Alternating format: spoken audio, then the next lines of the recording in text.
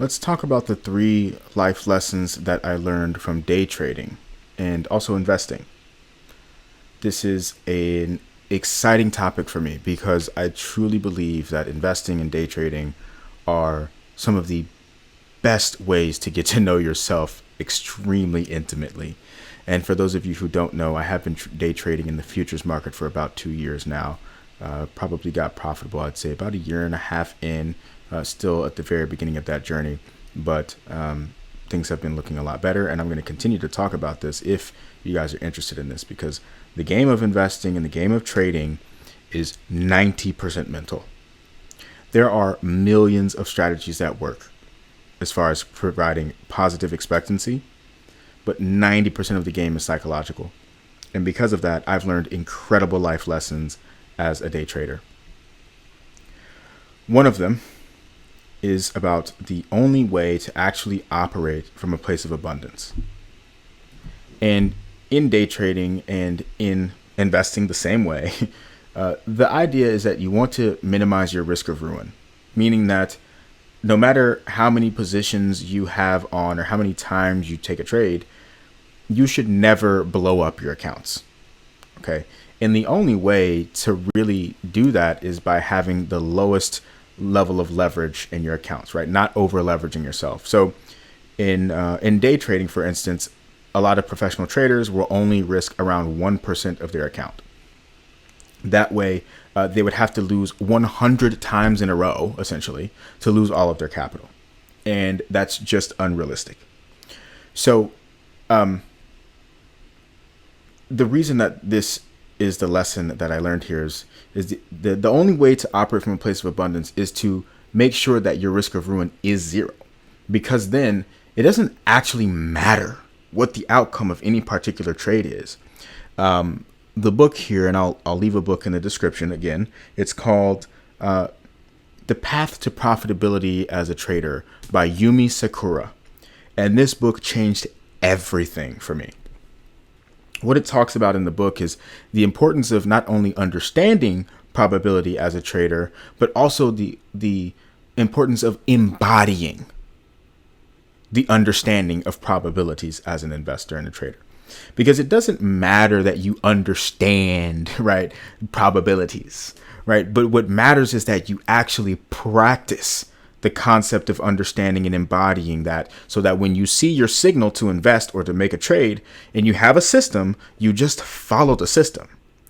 And so this leads perfectly into the second point, which is that you have to value your process over your outcome. Okay.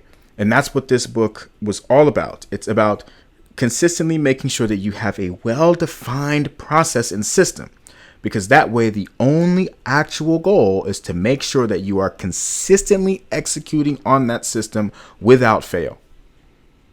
Okay, so in life, this is the same exact thing. You have to define your processes for creating success, or for at least creating. And in that situation, you just have to repeat that process over and over and over again with consistency. And if you have positive expectancy, right, if what you're doing, like creating YouTube content, right, if that's the thing that you're trying to do, you're trying to get better at creating YouTube content and to blow up on YouTube, then you just need to focus on how many reps can I get in. That's the first thing that you have to do. You have to get 100 reps in first. And then you can say, hey, okay, what can I tweak about my strategy? Because now I can see whether or not if I'm profitable, if this is a worthwhile activity or not. Right. But you have to put in 100 or so reps. You got to get to statistical relevance before you can actually go and say, okay, this isn't working. But in trading, what happens is people do something for a very short period of time and, it's not working. Or they get 3 losses in a row and it's like, it doesn't work. And it's like, okay, but what if the next 7 trades were going to all be wins? Then you had a 70% win rate, but you stopped after the first 3 trades because you were so focused on the outcome and not on following the process. And that goes right back to number 1, because right, if you take 3 trades in a row and you lose 3 trades in a row, you have to have more powder left. You have to have more equity left to be able to continue to trade.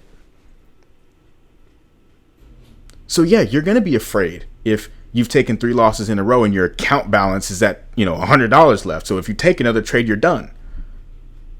So you have to give yourself that runway. You have to be able to operate from that place of abundance. Otherwise, you're going to get stuck focusing on the outcomes. You see how this ties in? And this leads right into number 3, which is the importance of extending your timeline. Okay.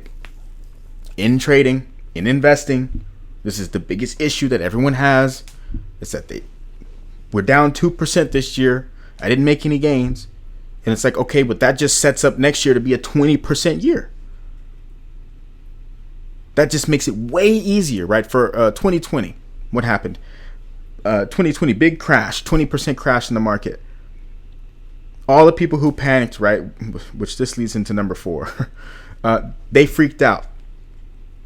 And the timeline, right? All of a sudden got shrunk to, oh, what's going to happen tomorrow? Instead of looking out into the future, because what happened 1 year from that point, right? So the market might have closed down, I don't know, it might have ended the year flat or something. But 365 days from the bottom of the 2020 lows, the market was up over 100%. And that's just from the 2020 lows. If we go zoom out to now, right, 2025, August 2025, it's hundreds and hundreds of percent. Okay, so we get caught up in these short-term moves. Same thing with your equity curve as a trader, but you got to zoom out and look at, hey, what's the real timeline here? And this all leads right into number 4, right, which is action bias and how this can ruin your results. That 2020 crash, for instance, the best thing to do in that situation was absolutely nothing. And it's the same thing as a trader. Most of the time, you want to come in and you want to press the button. Action bias is our desire to do something even when doing nothing is the best thing to do. We just want to feel the dopamine of pressing the buttons, of making or losing money. We just want to feel something, right? And that's action bias. And it can ruin your results as an investor. You have to be aware of this. And so the important thing to take away from this point number 4 is that essentially you have to get comfortable with doing nothing. You have to be so comfortable with doing nothing. For instance, if your system doesn't present itself, okay, process over the outcome. If your system is not begging you to take a trade or to make an investment, then my friend, do nothing. And do nothing because today is just not that day. Zoom out and recognize that it could be tomorrow. It might not be. It might not be until next week, next month, next quarter that you get the opportunity to make that trade or place that investment. The best investors and traders in the world don't trade and invest every day. James Rogers, George Soros' right-hand man, he said he makes a couple of decisions a year. Okay, this was the group of men who shorted the British pound and made over $1 billion in a day. You know what I'm saying? So to get to the point to where you can make $1 billion in a day, that means you have to be willing to do nothing for 364 of them.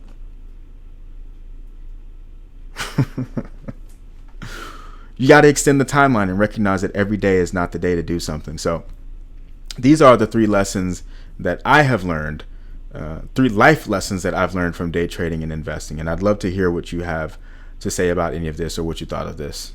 See you next time.